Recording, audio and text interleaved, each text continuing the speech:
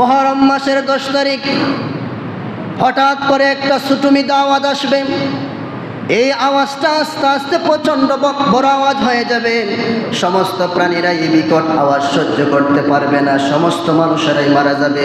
যত আসমান জমিনের যত সৃষ্টি জগৎ ছিল সব কিছু মারা যাবে। আল্লাহ পাক বলেছেন আল কারিআতু মাল কারিআ, ফটফট আওয়াজ, প্রচণ্ড বিরাট আওয়াজ। আল্লাহ পাক বলেছেন ইজাস সামাউ ফাতারাত ওয়া ইযাল কাওয়াকিবু তাসারাত ওয়া ইযাল বিহারু ফুজ্জিরাত।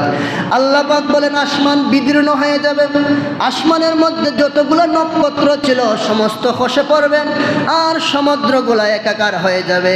সূরা কারিয়ার মধ্যে আল্লাহ বলেছেন ওয়া তাকুনুল জিবালু কাল ইহিনিল মানফুশ। এই দুনিয়ার মধ্যে যত পাহাড় পর্বত রয়েছে দনিত পশমের মতন উঠতে থাকবে।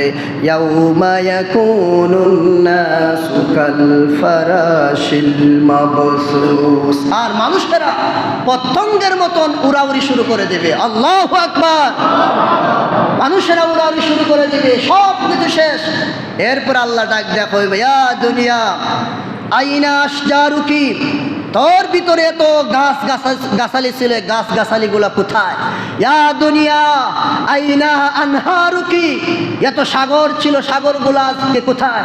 আইনা মুলুকিকা, তোর ভিতরে কত রাজার বাদশা, কত কোটিপতি শিল্পপতি ছিল, তারা আজ কোথায়? সব কিছু দণ্ডবণ্ড হয়ে গেছে।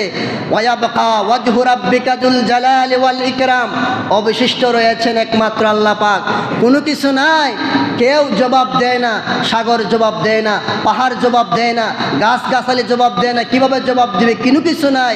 শেষে আল্লাহই বলবেন লিমানিল মুলকুল ইয়াউম, কার রাজত্ব আজ? কেউ জবাব দিবে না। শেষে আল্লাহই বলবেন লিল্লাহি ওয়াহিদুল কাহ্হার, একমাত্র মহাপরাক্রমশালী আমি আল্লাহর রাজত্ব আজ।